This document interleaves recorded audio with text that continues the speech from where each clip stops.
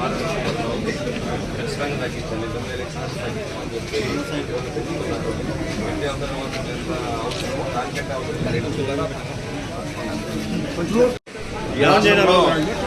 కూటమి ప్రభుత్వం అధికారంలోకి రావడానికి అనేకమైనటువంటి కల్లిబల్లి మాటలు చెప్పి ప్రజలు మోసం చేసి అధికారంలోకి రావడం జరిగింది.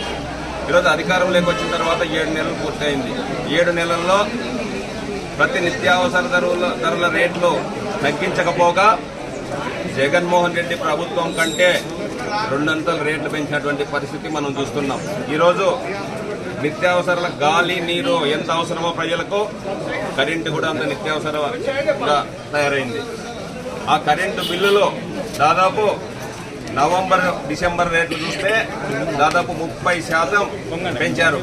జనవరికి ఇంకొక 30% పెరుగుతోంది. అంటే 100 రూపాయల బిల్లు వస్తా ఉంటే 170 రూపాయల బిల్లు వచ్చే విధంగా తయారైంది. అంటే 15,000 కోట్ల రూపాయలు ఈ ప్రభుత్వం 2 నెలల్లో పెంచిందంటే 7 నెలల్లో 15,000 కోట్లు అంటే రాబోయే 4.5 సంవత్సరాల్లో ఎంత పెంచబోతోందనే సందర్భంగా ఒకసారి గుర్తుపెట్టుకోవాలి.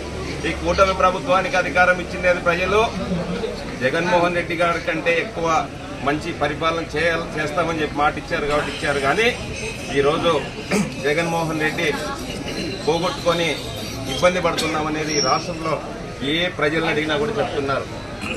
సూపర్ 6 హామీలు గాలికి వదిలేశారు. ఏ ఒక్కరికి కూడా రక్షణ లేకుండా అయిపోయింది రాష్ట్రంలో. ప్రభుత్వాన్ని సోషల్ మీడియాలో కానీ ప్రెస్ మీట్లలో కానీ వైఎస్ఆర్సీపీ పార్టీ కార్యకర్తలు ప్రశ్నిస్తే అక్రమ నిర్బంధాలు పెట్టి లోపలేసే కార్యక్రమం చేస్తున్నారు. జగన్మోహన్ రెడ్డి గారి నాయకత్వంలో ప్రజల పక్షాన ఖచ్చితంగా పోరాటం చేస్తాం.